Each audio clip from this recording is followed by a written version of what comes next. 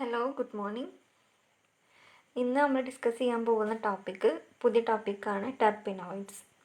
ഇപ്പോൾ നമ്മൾ ആൽക്കലോയിഡ്സ് കണ്ടിട്ടുണ്ടായിരുന്നു. അതുപോലെ ഒക്കർ ചെയ്യുന്ന ഒരു നാച്ചുറൽ ഒക്കറിങ് ഒരു ഓർഗാനിക് കോമ്പൗണ്ടാണ് ടെർപ്പിനോയിഡ്സ് എന്ന് പറയുന്നത്. ടെർപ്പിനോയിഡ്സ് എന്ന് പറയുന്ന കോമ്പൗണ്ട് പ്ലാന്റ് കിങ്ഡത്തിൽ ഡിസ്ട്രിബ്യൂട്ട് ചെയ്ത് കിടക്കുന്ന ഒരു ലാർജ് ഗ്രൂപ്പ് ഓഫ് കോമ്പൗണ്ട്സ് ആണ് ടെർപ്പിനോയിഡ്സ്. ടെർപ്പിനോയിഡ്സ് പ്ലാന്റ്സിൻ്റെ പല പാർട്സിൽ നമുക്ക് കാണാൻ സാധിക്കും. അതായത് ഫ്ലവർ, അതിൻ്റെ ലീവ്സ്, അതിൻ്റെ സീഡ്, സ്റ്റെം, ഫ്രൂട്ട്സ്, അതിലൊക്കെയാണ് ടെർപ്പിനോയിഡ്സ് ഒക്കർ ചെയ്യുന്നുണ്ടാവുക. ഈ പാർട്സിൻ്റെയൊക്കെ ഫ്രാഗ്രൻസിന് കാരണമായിട്ടുള്ളത് ഈ ടെർപ്പിനോയിഡ്സ് ആണ്. ഇപ്പോൾ ഒരുപാട് കാലം മുന്നേ തന്നെ ഇത് കണ്ടുപിടിച്ച് തുടങ്ങിയിട്ടുണ്ട്. പെർഫ്യൂംസിലും പിന്നെ ഫ്ലേവേഴ്സൊക്കെ ആഡ് ചെയ്യാൻ വേണ്ടിയിട്ട് കൊല്ലങ്ങൾക്ക് മുന്നേ തന്നെ ഇത് യൂസ് ചെയ്ത് വരുന്ന കോമ്പൗണ്ടുകളാണ്. പിന്നീട് അതിൻ്റെ സ്റ്റഡിയൊക്കെ നടത്തിയപ്പോൾ ഈ ടെർപ്പിനോയിഡ്സ് എന്ന് പറയുന്നത് ഒരു ഗ്രൂപ്പ് ഓഫ് ഹൈഡ്രോ കാർബൺസ് ആണ്. അതിൻ്റെ മെയിനായിട്ടുള്ള മോളിക്കുലർ ഫോർമുലയാണ് C5H8N. ഇതാണ് അതിൻ്റെ മോളിക്കുലർ ഫോർമുല. അപ്പോൾ ഒന്നെങ്കിൽ അത് ഒരു ഗ്രൂപ്പ് ഓഫ് ഹൈഡ്രോ കാർബൺസ് ആയിരിക്കാം, അല്ലെങ്കിൽ ഓക്സിജൻ ഡെറിവേറ്റീവ് കോമ്പൗണ്ട്സ് ആയിരിക്കാം. ഓക്സിജൻ ഡെറിവേറ്റീവ് കോമ്പൗണ്ട്സ് എന്ന് പറയുന്നത് ഇപ്പോൾ ഒരു പെർട്ടിക്കുലർ ഹൈഡ്രോ കാർബണിൻ്റെ ആൽക്കഹോൾസ്, അല്ലെങ്കിൽ ആൽഡിഹൈഡ്, അല്ലെങ്കിൽ കീറ്റോൺ. ഇപ്പോൾ അതായത് ഇപ്പോൾ ഈത്തേൻ എന്ന് പറയുന്ന ഒരു ഹൈഡ്രോ കാർബണാണ്. അതിൻ്റെ ഓക്സിജൻ ഡെറിവേറ്റീവ് എന്ന് പറയുമ്പോൾ അത് എത്തനോൾ ആവാം, അല്ലെങ്കിൽ അതിൻ്റെ ആൽഡിഹൈഡ് ആവാം, അല്ലെങ്കിൽ അതിൻ്റെ കീറ്റോൺ ആവാം. അപ്പം അങ്ങനെ ഒന്നെങ്കിൽ ഗ്രൂപ്പ് ഓഫ് ഹൈഡ്രോ കാർബൺസ് ആവാം, അല്ലെങ്കിൽ അതിന് മോളിക്കുലർ ഫോർമുല ഹൈഡ്രോ കാർബൺ ആകുമ്പോഴാണ് മോളിക്കുലർ ഫോർമുല C5H8N വരുന്നത്. അല്ലെങ്കിൽ അതിൻ്റെ ഓക്സിജൻ ഡെറിവേറ്റീവ്സ് ആവാം, അത് ആൽക്കഹോൾ ആവാം, ആൽഡിഹൈഡ് ആവാം, കീറ്റോൺ ആവാം. അപ്പം ഇതിൻ്റെയൊക്കെ ഒരു പ്രത്യേകത എന്ന് പറയുന്നത് ഈ ഓരോ കോമ്പൗണ്ടിനും അതിന് സ്വന്തമായിട്ടൊരു ക്യാരക്ടറിസ്റ്റിക് പ്ലസൻറ്റ് ഓർഡർ ഉണ്ടായിരിക്കും. ഇത്രയാണ് ടെർപ്പിനോയിഡ്സ് എന്ന് പറയുന്ന compound. Terpenoids consist of a group of hydrocarbons which have molecular formula C5H8N or their oxygen derivative, which possess characteristics pleasant odors. Essential ഓയിൽസിനെ പറ്റിയിട്ട് നമുക്കറിയാം. എസെൻഷ്യൽ ഓയിൽസ് നമ്മൾ പല പെർഫ്യൂംസിലും പിന്നെ അതുപോലെ തന്നെ ഫ്രാഗ്രൻസ് നമുക്ക് എവിടെയൊക്കെ ആവശ്യമായിട്ട് വരുന്നു അവിടെയൊക്കെ നമ്മൾ യൂസ് ചെയ്യാറുണ്ട്. അപ്പോൾ ഈ എസെൻഷ്യൽ ഓയിൽസിൽ ഒരു ചീഫ് കോൺസ്റ്റിറ്റ്യൂവൻ്റ് ആണ് ഈ ടെർപ്പിനോയിഡ്സ് എന്ന് പറയുന്നത്. സിംപ്ലറായിട്ടുള്ള മോണോ അല്ലെങ്കിൽ അതിൻ്റെ ഈ ഒരു കോമ്പൗണ്ടിൻ്റെ ഒരു തൊട്ടടുത്ത 2 അല്ലെങ്കിൽ 3 അങ്ങനത്തെ യൂണിറ്റുകൾ വരുന്ന സിംപ്ലറായിട്ടുള്ള ടെർപ്പിനോയിഡ്സ് അടങ്ങിയിട്ടുള്ളതാണ് എസെൻഷ്യൽ ഓയിൽസ് എന്ന് പറയുന്നത്. അതല്ല, ഇതിന് കൂടുതൽ വരുന്ന ട്രൈ ടെർപ്പിനോയിഡ്സ്, അതായത് ഇതിൻ്റെ ഈ ട്രൈ മോണോ എന്നൊക്കെ പറയുന്നത് എന്താണെന്നുള്ളത് പിന്നീട് നമ്മൾ ക്ലാസിഫിക്കേഷൻ വരുമ്പോൾ പഠിക്കുന്നുണ്ട്. അപ്പോൾ ഇതിൻ്റെ കുറച്ചും കൂടി ഒരു ലാർജ് ടെർപ്പിനോയിഡ്സ് ഒക്കെ നമുക്ക് ഒബ്റ്റെയിൻ ചെയ്യുന്നത് പ്ലാന്റിൽ നിന്നായിരിക്കും, അല്ലെങ്കിൽ ട്രീയുടെ ഗംസ് അല്ലെങ്കിൽ റെസിൻസ് എന്ന് ഉദ്ദേശിക്കുന്നത് വളരെ വിസ്കസ് ആയിട്ടുള്ള ഒരു ലിക്വിഡ്സ് നമ്മൾ ചില ട്രീയിലൊക്കെ കാണാനൊക്കെ ആയിട്ട് പറ്റും. ഗമ്മ ഇരിക്കില്ല, എന്നാൽ കുറച്ച് വിസ്കസ് ആയിട്ടുള്ള, കുറച്ച് ട്രാൻസ്പാരൻ്റ് എന്ന് പറയാം, കുറച്ച് ഗ്ലേസിങ് ഉള്ള ടൈപ്പ് ഇങ്ങനെ ഒരു ഫ്ലൂയിഡൊക്കെ നമുക്ക് കാണാൻ പറ്റും. അതാണ് റെസിൻസ് എന്ന് പറയുന്നത്. അപ്പോൾ ഈ ഒരു കുറച്ച് ലാർജ് ടെർപ്പിനോയിഡ്സ് ഒക്കെ നമുക്ക് ഇതുപോലെ പ്ലാന്റ്സിൽ നിന്ന്, ട്രീ ഗംസിൽ നിന്നും റെസിൻസിൽ നിന്നൊക്കെ നമുക്ക് എക്സ്ട്രാക്ട് ചെയ്തെടുക്കാനായിട്ട് സാധിക്കും. അതിലടങ്ങിയിട്ടുള്ളതാണ് ഈ കുറച്ച് ലാർജ് അല്ലെങ്കിൽ ട്രൈ ടെർപ്പിനോയിഡ്സ് എന്ന് പറയുന്നത്. അപ്പോൾ ഈ ടെർപ്പിനോയിഡ്സിൻ്റെ എക്സാമ്പിളാണ് മെൻതോളാണ് MENTHOL, മെൻതോൾ, സിട്രാൾ, ജെറാനിയോൾ. ഇതൊക്കെയാണ് ടെർപ്പീൻസ് അല്ലെങ്കിൽ ടെർപ്പിനോയിഡ്സിന് എക്സാമ്പിൾ. ഇനി നമുക്കിപ്പോൾ പേര് പറയുമ്പോഴേ 2 തരത്തിലാണ് ഈ കോമ്പൗണ്ട് നമ്മൾ നെയിം ചെയ്യുന്നത്. അതായത് ടെർപ്പീൻസ് എന്നും ടെർപ്പിനോയിഡ്സ് എന്നും പറയും. ടെർപ്പീൻസ് എന്നുള്ളത് ആദ്യമേ ഉപയോഗിച്ചിരുന്ന വാക്കായിരുന്നു ടെർപ്പീൻ. അതായത് ടെർപ്പീൻസ് എന്നിപ്പോൾ നമ്മൾ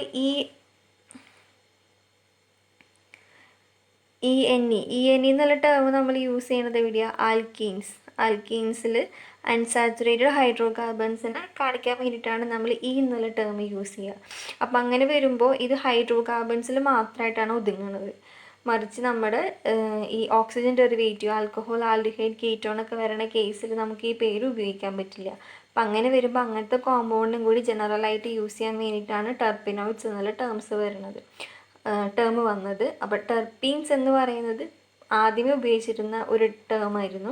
ഇപ്പോൾ ജനറലായിട്ട് യൂസ് ചെയ്യണത് ടെർപ്പിനോയിഡ്സ് ആണ്. ടെർപ്പീൻസ് യൂസ് ചെയ്യണത് ഹൈഡ്രോ കാർബൺ, അതായത് ടെർപ്പീൻ ഹൈഡ്രോകാർബൺ അല്ലെങ്കിൽ ഹൈഡ്രോകാർബൺസ് അടങ്ങിയിട്ടുള്ള ഓക്സിജൻ ഡെറിവേറ്റീവ്സ് ഇല്ലാത്ത ഹൈഡ്രോകാർബൺസ് മാത്രമുള്ള ടെർപ്പിനോയിഡ്സിനെയാണ് ടെർപ്പീൻസ് എന്ന് പറയുക. ഓക്സിജൻ ഡെറിവേറ്റീവ്സ് വരുമ്പോൾ ടെർപ്പിനോയിഡ് എന്നാണ് പറയാൻ പറ്റുള്ളൂ. ജനറലായിട്ട് പറയുന്നത് ടെർപ്പിനോയിഡ്സ് എന്നാണ്. ഇനി അടുത്ത അതിൻ്റെ ജനറൽ പ്രോപ്പർട്ടീസാണ് പറയുന്നത് ടെർപ്പിനോയിഡ്സിൻ്റെ. ഇതൊരു കളർലെസ് ഫ്രാഗ്രൻറ്റ് ലിക്വിഡ് ആയിരിക്കും. മെജോറിറ്റി എല്ലാ ടെർപ്പിനോയിഡ്സും ലിക്വിഡ് ഫോമിലാണ് കാണുന്നത്. അതിൽ ഒരു എക്സെപ്ഷണൽ കേസാണ് ക്യാംഫർ. ക്യാംഫർ എന്ന് പറയുന്നത് ഒരു ടെർപ്പിനോയിഡാണ്. അത് സോളിഡ് സ്റ്റേറ്റിൽ കാണുന്ന ഒരു ടെർപ്പിനോയിഡാണ് ക്യാംഫർ. പിന്നെ അതിൻ്റെ ഡെൻസിറ്റി വളരെ കുറവായിരിക്കും, വാട്ടറിനേക്കാളും ലൈറ്റർ ആയിരിക്കും. പിന്നെ സാധാരണ ഓർഗാനിക് കോമ്പൗണ്ട് കാണിക്കുന്നത് പോലെ വാട്ടറിൽ ഇൻസൊല്യൂബിൾ ആണ്, പക്ഷേ ഓർഗാനിക് സോൾവെൻറ്റിൽ ടെർപ്പിനോയിഡ് സോല്യൂബിൾ ആയിരിക്കും. പിന്നെ അതുപോലെ അതിൻ്റെ ഒരു നേച്ചറാണ് steam volatile nature. Steam volatile nature എന്ന് പറയുന്നത് സ്റ്റീം ഡിസ്റ്റിലേഷൻ കണ്ടീഷനിൽ അത് ഡിസ്റ്റിൽ ചെയ്യുന്നതാണെങ്കിൽ അപ്പോൾ സ്റ്റീം വോളറ്റൈൽ എന്ന് പറയാം. അതായത് ഇപ്പോൾ ഈ ടെർപ്പിനോയിഡും വാട്ടറും കൂടി നമ്മളൊരു മിക്സർ എടുത്ത് അതിലേക്ക് സ്റ്റീം കടത്തി സ്റ്റീം പാസ് ചെയ്ത് കഴിഞ്ഞാൽ അത് ഡിസ്റ്റിൽ ചെയ്യും. അപ്പോൾ ആ വേപ്പർ ഫോമിലേക്ക് പോകുമ്പോൾ ആ വേപ്പർ ഫോമിൽ നമ്മൾ എടുക്കുന്ന ഈ ടെർപ്പിനോയിഡ് ഉണ്ടായിരിക്കും, വാട്ടർ ഉണ്ടായിരിക്കും. എന്നിട്ട് പിന്നെ അതിന് കണ്ടൻസ് ചെയ്ത് നമ്മൾ സെപ്പറേറ്റ് ചെയ്ത് എടുക്കാനായിട്ട് പറ്റും. അതായത് സ്റ്റീം കടത്തി വിട്ട് കഴിഞ്ഞാൽ ഇതിനെ നമുക്ക് വേപ്പർ ഫേസിലേക്ക് മാറ്റാനായിട്ട് പറ്റും. അതാണ് സ്റ്റീം വോളറ്റൈൽ നേച്ചർ എന്ന് പറയുന്നത്. പിന്നെ അതുപോലെ ടെർപ്പീൻസ് ഒപ്റ്റിക്കലി ആക്റ്റീവ് ആയിരിക്കും. പിന്നെ അതിൻ്റെ കെമിക്കൽ പ്രോപ്പർട്ടി എന്ന് പറയുന്നത് അതൊരു ഹൈഡ്രോകാർബൺ ആണ്. അൺസാച്ചുറേറ്റഡ് ഹൈഡ്രോകാർബൺ ആയിരിക്കും ടെർപ്പിനോയിഡ്സ് എന്ന് പറയുന്നത്. അപ്പോൾ ഒന്നെങ്കിൽ അൺസാച്ചുറേറ്റഡ് ഹൈഡ്രോകാർബൺസിൻ്റെ ഒരു ക്യാരക്ടറിസ്റ്റിക് പ്രോപ്പർട്ടി കാണിക്കുന്ന ടൈപ്പ് റിയാക്ഷൻസും കാണിക്കും.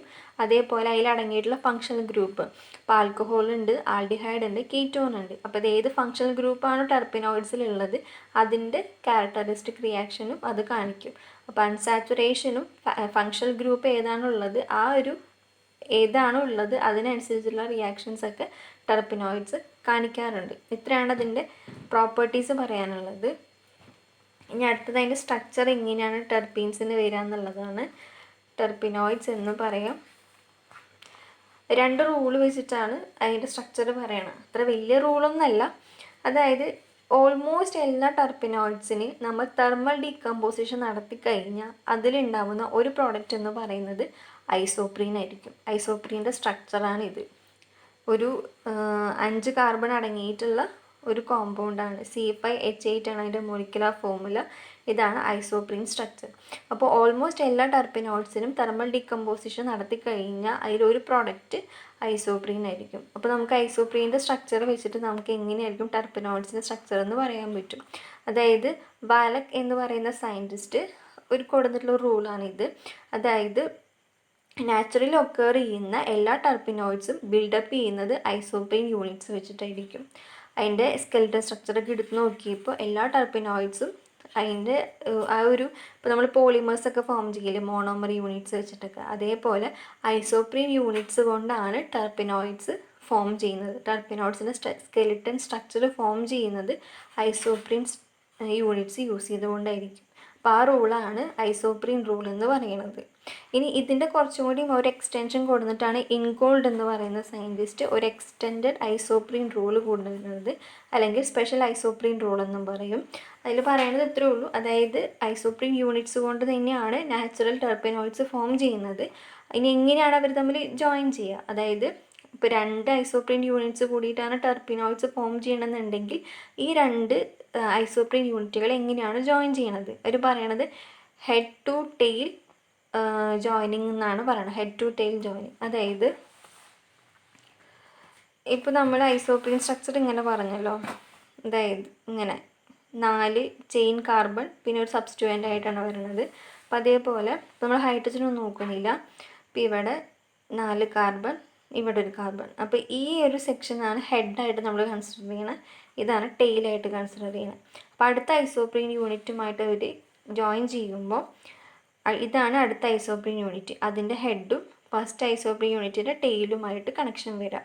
ഇതാണ് ഹെഡ് ടു ടെയിൽ കണക്ഷൻ. തൊട്ടപ്പുറത്ത് ഇനി ഈ ടെയിലും അടുത്തതിൻ്റെ ഹെഡ്. അപ്പം അങ്ങനെ ടെയിലും ഹെഡും തമ്മിലുള്ള കണക്ഷനാണ് വരുന്നത്. ഇതൊരു ഐസോപ്രീൻ സ്കെൽട്ടനാണ്. ഇത് യൂണിയൻ ഓഫ് 2 ഐസോപ്രീൻ യൂണിറ്റ്. അപ്പോൾ ഇതുപോലെ ആയിരിക്കും. അപ്പോൾ ആദ്യം പറഞ്ഞു ടെർപ്പിനോയിഡ്സ് എന്ന് പറയുന്നത് ഐസോപ്രീൻ യൂണിറ്റ് വെച്ചിട്ടാണ് ടെർപ്പിനോയിഡ്സ് ഫോം ചെയ്യണത്. ഇനി അവരെങ്ങനെയാണ് ജോയിൻ ചെയ്യണത് എന്നുള്ളതാണ് പറയണത്. അപ്പോൾ ആ ഒരു റൂളിനെയാണ് സ്പെഷ്യൽ ഐസോപ്രീൻ റൂൾ എന്ന് പറയണത്. അപ്പോൾ ഈ 2 റൂൾ വെച്ചിട്ടാണ് നമ്മൾ ടെർപ്പിനോയിഡ്സിൻ്റെ സ്ട്രക്ചർ പറയണത്.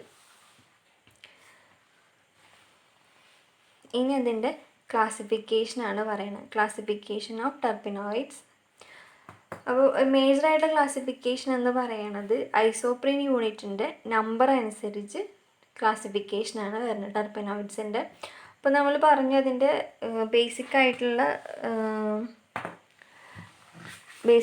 മോളിക്കുലർ ഫോർമുല എന്ന് പറയുന്നത് C5H8N. അപ്പോൾ ഈ C5H8 ആണ് ഒരു ഐസോപ്രീൻ യൂണിറ്റ് എന്ന് പറയണം. അപ്പോൾ ഇതുപോലെ 2 ഐസോപ്രീൻ യൂണിറ്റ് ജോയിൻ ചെയ്ത് കഴിഞ്ഞാൽ ഇവിടെ 2 വരും. C5H8 അതായത് C10H16 അങ്ങനെയല്ല വരാം. അതായത് 2 ഐസോപ്രീൻ യൂണിറ്റ് ജോയിൻ ചെയ്ത് വരണതാണ്. അപ്പോൾ ഇങ്ങനെ എത്ര ഐസോപ്രീൻ യൂണിറ്റ് ജോയിൻ ചെയ്തിട്ടാണോ ടെർപ്പിനോയിഡ്സ് ഫോം ചെയ്യണത് അതിൻ്റെ ബേസിസിലായിരിക്കും ക്ലാസിഫിക്കേഷൻ വരുന്നുണ്ടാവുക. അപ്പോൾ അതായത് ഇപ്പോൾ ഇവിടെ മോണോ ടെർപ്പിനോയിഡ്സ് എന്ന് പറയണത് 2 ഐസോപ്രീൻ യൂണിറ്റ് ജോയിൻ ചെയ്ത് വരുന്ന ഏറ്റവും സിമ്പിളായിട്ടുള്ള ടെർപ്പിനോയിഡാണ് മോണോ ടെർപ്പിനോയിഡ്സ്. അതിന് C10H16 അതാണ് അതിൻ്റെ മോളിക്കുലർ ഫോർമുല. ഇനി അടുത്തത് സെസ്ക്യൂ ടെർപ്പിനോയിഡ്സ് എന്ന് പറഞ്ഞു കഴിഞ്ഞാൽ 3 ഐസോപ്രീൻ യൂണിറ്റ്സ് ജോയിൻ ചെയ്ത് വരുന്നതാണ്. അതിൻ്റെ മോളിക്കുലർ ഫോർമുല ആണ് ഇത്. ഇനി 4 ഐസോപ്രീൻ യൂണിറ്റ് ജോയിൻ ചെയ്ത് വരുന്നതായിരിക്കും ഡൈ ടെർപ്പിനോയിഡ്സ്. അതിൻ്റെ മോളിക്കുലർ ഫോർമുല ആണ് C20H32. അത് അതിൻ്റെ എത്ര മടങ്ങ് കാർബണിൻ്റെ എണ്ണം അനുസരിച്ചിട്ടാണ്, അതിൻ്റെ മടങ്ങ് അനുസരിച്ചിട്ടാണ് ഈ ഡൈ ട്രൈ എന്നൊക്കെയുള്ള ടേംസ് ഒക്കെ വരുന്നത്. അപ്പോൾ ട്രൈ ടെർപ്പിനോയിഡ്സ് എന്ന് പറയുമ്പോൾ C30H42 അവിടെ 6 ഐസോപ്രീൻ യൂണിറ്റ് ഉണ്ടായിരിക്കും. ടെട്രാ ടെർപ്പിനോയിഡ്സ് എന്ന് പറയുമ്പോൾ ഇതാണ് മോളിക്കുലർ ഫോർമുല, 8 ഐസോപ്രീൻ യൂണിറ്റ് ഉണ്ടായിരിക്കും.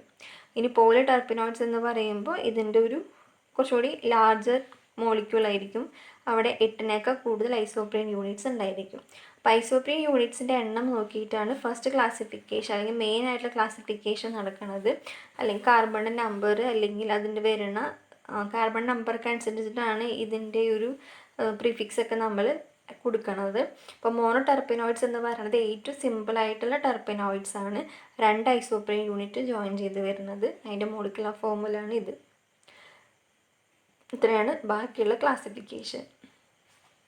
ഇനി അടുത്ത ക്ലാസിഫിക്കേഷൻ എന്ന് പറഞ്ഞാൽ അതിൻ്റെ സ്ട്രക്ചർ അനുസരിച്ച്. അപ്പോൾ അതായത് ഒരു അൺസാച്ചുറേറ്റഡ് ഹൈഡ്രോ കാർബൺ ആണെന്ന് പറഞ്ഞു. അപ്പോൾ മെയിനായിട്ടും നാച്ചുറലി ഒക്കർ ചെയ്യുന്ന കോമ്പൗണ്ടിൽ എല്ലാത്തിലും അരോമാറ്റിക് കോമ്പൗണ്ട്സ് ഉണ്ടായിരിക്കും.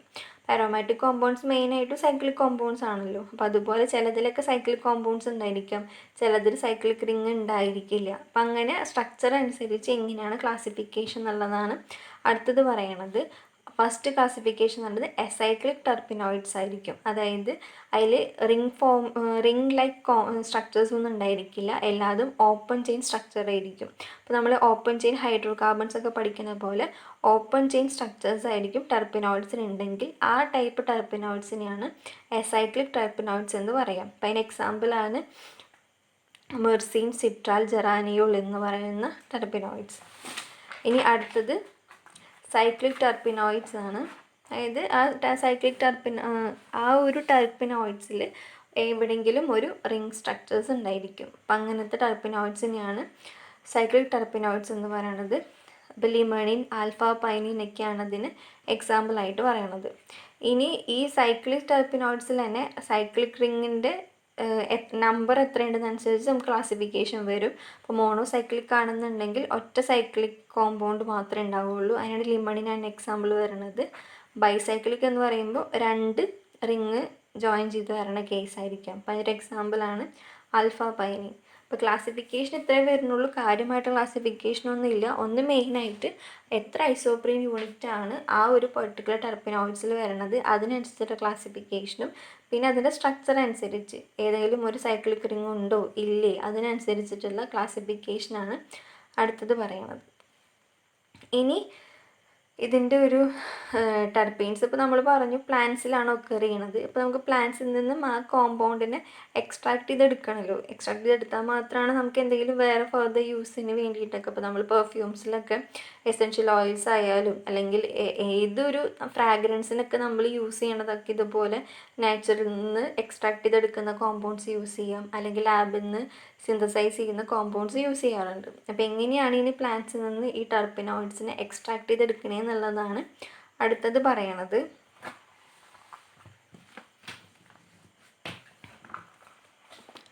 അപ്പം ആദ്യം നമ്മൾ പറഞ്ഞു എസെൻഷ്യൽ ഓയിൽസിലാണ് ഏറ്റവും വളരെ ചെറിയ ടെർപ്പനോയിഡ്സ് ഒക്കെ കാണാൻ പറ്റുന്നത് എസെൻഷ്യൽ ഓയിൽസിലായിരിക്കും. എസെൻഷ്യൽ ഓയിൽസിലെ മെയിൻ കോൺസ്റ്റിറ്റ്യുവൻസ് ആണ് ഈ ചെറിയ ടെർപ്പനോയിഡ്സ് എന്ന് പറഞ്ഞു. അപ്പോൾ ആദ്യം എസെൻഷ്യൽ ഓയിൽസിനെ എങ്ങനെയാണ് എക്സ്ട്രാക്ട് ചെയ്തെടുക്കുക, എന്നിട്ട് എസെൻഷ്യൽ ഓയിൽസ് എക്സ്ട്രാക്ട് ചെയ്തെടുത്തതിന് ശേഷം അതിൻ്റെ ഉള്ളിൽ നിന്നായിരിക്കും നമ്മൾ ടെർപ്പനോയിഡ്സിനെ സെപ്പറേറ്റ് ചെയ്തെടുക്കുന്നുണ്ടാവുക. അല്ലെങ്കിൽ വലിയ വലിയ ടെർപ്പനോയിഡ്സ് ഒക്കെ ആണെന്നുണ്ടെങ്കിൽ ഇതുപോലെ പ്ലാന്റ്സിൽ നിന്നും ട്രീയുടെ ഗമ്മിൽ നിന്നും അല്ലെങ്കിൽ റെസിൻസിൽ നിന്നൊക്കെ നമുക്ക് ഇതുപോലെ കളക്ട് ചെയ്തെടുക്കാനായിട്ട് പറ്റും. അപ്പോൾ എസെൻഷ്യൽ ഓയിൽസ് എങ്ങനെയാണ് എക്സ്ട്രാക്ട് ചെയ്തെടുക്കണമെന്നുള്ളതാണ് പറയണത് ആദ്യം. പ്ലാന്റ്സിൻ്റെ വേരിയസ് പാർട്സ് അല്ലെങ്കിൽ വേരിയസ് പാർട്സിൽ നിന്ന് എടുത്തിട്ടുള്ള ടിഷ്യൂസ്, അതുപോലെ സാപ്പ്. ടിഷ്യൂ എന്താണെന്നറിയാം. സാപ്പ് എന്ന് പറയണത് പ്ലാന്റ്സിൽ നമ്മൾ സൈലം ഫ്ലോയൊക്കെ പഠിക്കും.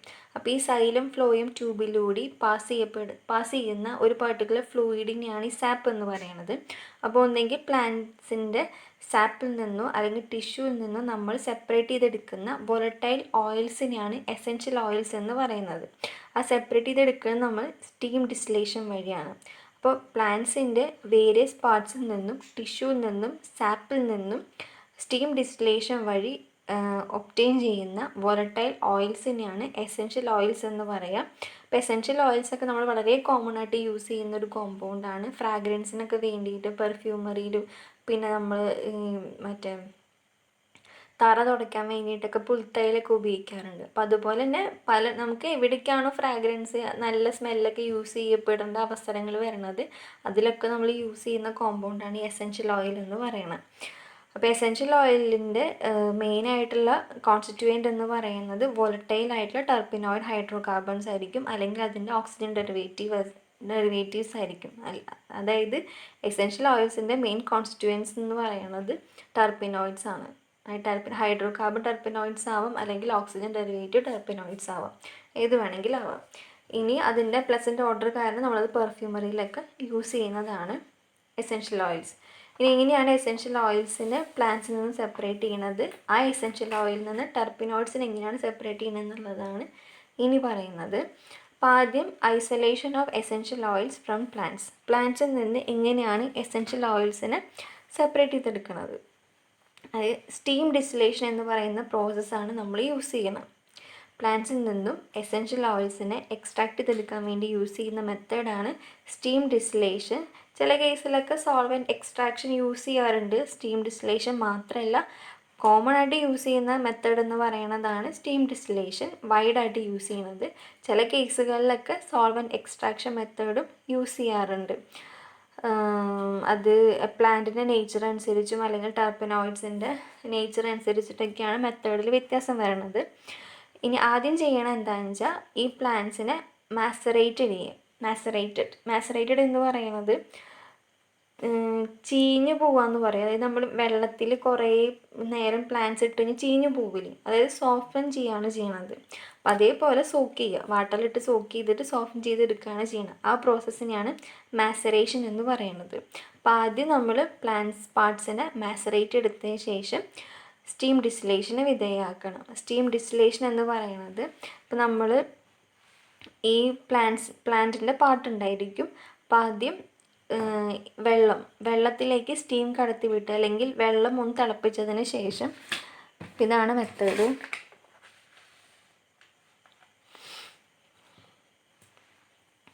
അപ്പോൾ ഇവിടെ ആയിരിക്കും നമ്മൾ ആ പ്ലാന്റ് പാർട്ട് എടുത്തിട്ടുണ്ടാവുക. സോക്ക് ചെയ്ത് മാസറേറ്റ് ചെയ്ത് വെച്ചിട്ടുള്ള പ്ലാന്റ് പാർട്സ് ഇവിടെ ആയിരിക്കും എടുത്തിട്ടുണ്ടാവുക.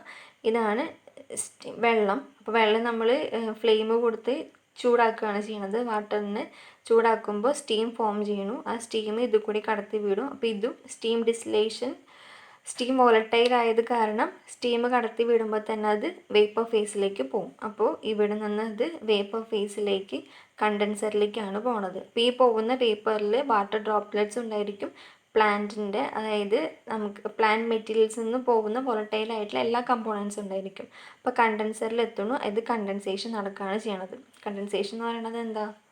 വേപ്പർ ഫേസിൽ നിന്ന് നേരെ തിരിച്ച് ലിക്വിഡ് ഫേസിലേക്ക് മാറുന്ന പ്രോസസ്സാണ്. അപ്പോൾ അതിന് നമ്മളിവിടെ കോൾഡ് വാട്ടർ പാസ് ചെയ്ത് വിടുക. അപ്പോഴാണ് ഇവിടെ ആ ഒരു കൂളിംഗ് എഫക്റ്റ് കിട്ടുകയുള്ളൂ. ബാക്കിയുള്ള ചൂടാവുന്ന വാം വാട്ടർ, അതായത് കണ്ടൻസ് ചെയ്യുമ്പോൾ ഒരു പുറത്തേക്ക് വിടുന്ന ഹീറ്റ് എനർജി യൂസ് ചെയ്ത് കോൾഡ് വാട്ടർ വാം ചെയ്യുന്നു, ആ വാട്ടർ പുറത്തേക്ക് പോകുന്നു. അപ്പോൾ അതിന് കോൾഡ് വാട്ടർ കണ്ടിന്യൂസ് ആയിട്ട് പാസ് ചെയ്ത് ഇവിടെ ഒരു കൂളിംഗ് അറ്റ്മോസ്ഫിയർ ഉണ്ടാക്കുന്നു. ആ ഒരു കണ്ടീഷനിലാണ് ഇവിടെ കണ്ടൻസേഷൻ നടക്കുന്നത്. കണ്ടൻസേഷൻ നടക്കുമ്പോൾ ഇതിൽ നിന്ന് പോയിട്ടുള്ള വാട്ടറിന് കണ്ടൻസേഷൻ സംഭവിക്കും. പ്ലാന്റ്സിൽ നിന്ന് പോയിട്ടുള്ള വോളറ്റൈൽ കമ്പോണൻറ്റും കണ്ടൻസേഷൻ സംഭവിച്ചിട്ട് ഇതുപോലെ 3 ലെയറാണ് ഫോം ചെയ്യണം. അതായത് ഈ താഴത്തെ ലെയർ എന്ന് പറയുന്നത് നമുക്ക് ആവശ്യമില്ലാത്ത വാട്ടറിനേക്കാളും ഹെവിയർ ആയിട്ടുള്ള, വാട്ടറിനേക്കാളും ഡെൻസിറ്റി കൂടിയിട്ടുള്ള ഏതെങ്കിലും സബ്സ്റ്റൻസ് ആയിരിക്കും താഴെ ഉണ്ടാവുക. ഇതാണ് വാട്ടർ. അപ്പോൾ നമ്മൾ ആദ്യമേ പ്രോപ്പർട്ടീസിൽ പറഞ്ഞിരുന്നു, ടെർപിനോയിഡ്സ് എന്ന് പറയുന്നത് വാട്ടറിനേക്കാളും ഡെൻസിറ്റി കുറഞ്ഞതാണ്. അപ്പോൾ അതേപോലെ തന്നെയാണ് എസെൻഷ്യൽ ഓയിൽസും. അപ്പോൾ എസെൻഷ്യൽ ഓയിൽ വാട്ടറിനേക്കാളും ഡെൻസിറ്റി കുറഞ്ഞ കാരണം അത് വാട്ടറിൻ്റെ മുകളിലായിട്ട് ഒരു ലെയർ ഫോം ചെയ്യും. അപ്പോൾ ഇങ്ങനെ 3 ലെയറാണ് ഫോം ചെയ്യുക. അപ്പോൾ ഇതിൽ നിന്ന് വാട്ടറിനെ നമുക്ക് വേറെ ഒരു പൈപ്പ് വെച്ച് നമുക്ക് ഇവിടെ നിന്ന് എലിമിനേറ്റ് ചെയ്ത് കളയാം. ബാക്കി ഇവിടെ നിന്ന് വരുന്ന സ്റ്റീം നമുക്ക് ആവശ്യമില്ലാത്തതൊക്കെ നമുക്ക് പുറത്തേക്ക് കളയാം. അപ്പോൾ ഇതിൽ നിന്ന് നമുക്ക് ഓയിൽ ലെയറിനെ സെപ്പറേറ്റ് ചെയ്തെടുക്കാനായിട്ട് പറ്റും. ഇതാണ് സ്റ്റീം ഡിസ്റ്റിലേഷൻ പ്രോസസ്സ്. ഈ സ്റ്റീം ഡിസ്റ്റിലേഷൻ പ്രോസസ്സ് വെച്ചിട്ടാണ് പ്ലാന്റ്സിൽ നിന്നും എസെൻഷ്യൽ ഓയിലിനെ എക്സ്ട്രാക്ട് ചെയ്തെടുക്കുന്നത്. ഇതാണ് ഒരു മെത്തേഡ്. നിങ്ങൾക്ക് ഇതിൻ്റെ സ്ട്രക്ചറൊന്നും പഠിക്കാനില്ല, ജസ്റ്റ് അവരെന്ത് ചെയ്യണമെന്ന് മാത്രമേ ഉള്ളൂ. ഞാൻ മനസ്സിലാക്കാൻ എളുപ്പത്തിനാണ് ഈ ഒരു ഫിഗർ കാണിച്ചത്. അപ്പോൾ നമ്മൾ പ്ലാന്റ് പാർട്സിന് ആദ്യം മാസറേറ്റ് ചെയ്തതിന് ശേഷം സ്റ്റീം ഡിസ്റ്റിലേഷൻ നടത്തും. സ്റ്റീം ഡിസ്റ്റിലേഷൻ നടക്കുമ്പോൾ സ്റ്റീം വോളറ്റൈൽ ആയിട്ടുള്ള എസെൻഷ്യൽ ഓയിൽ ഡിസ്റ്റിൽ ചെയ്ത് വാട്ടറുമായിട്ട് ഡിസ്റ്റിൽ ചെയ്തതിന് സെപ്പറേറ്റ് ലെയർ ഫോം ചെയ്യും. എക്വസ് ലെയറിൽ നിന്ന് വിട്ടിട്ട് ഒരു സെപ്പറേറ്റ് ലെയർ ഫോം ചെയ്യുന്നു. എന്നിട്ട് ആ ഫോം ചെയ്തിട്ടുള്ള ഓയിലി ലെയറിനെ സെപ്പറേറ്റ് ചെയ്തെടുക്കും. ഇനി അടുത്തത് എസെൻഷ്യൽ ഓയിൽ നമുക്ക് സെപ്പറേറ്റ് ചെയ്ത് കിട്ടി. ഇനി അടുത്ത് ചെയ്യണത് എങ്ങനെയാണ് എസെൻഷ്യൽ ഓയിലിൽ നിന്നും ഈ ടെർപെനോയിഡ്സിന്, അല്ലെങ്കിൽ ടെർപെനോയിഡ് കമ്പോണൻറ്റിനെ നമുക്ക് എങ്ങനെയാണ് സെപ്പറേറ്റ് ചെയ്യുക എന്നുള്ളതാണ് പറയുന്നത്.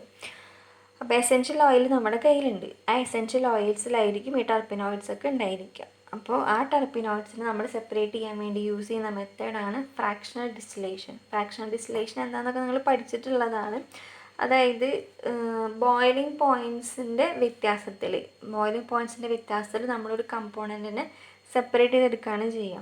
ഇപ്പോൾ ഡിസ്റ്റിലേഷൻ എന്ന് പറയുമ്പോൾ മെയിനായിട്ടും ഇപ്പോൾ എടുക്കുന്ന മിക്സ്ചറിൽ ഒരു കമ്പോണൻറ്റ് വോളറ്റൈലും വേറൊരു കമ്പോണൻറ്റ് നോൺ വോളറ്റൈൽ ആണെന്നുണ്ടെങ്കിൽ ഡിസ്റ്റിലേഷൻ നടത്താം.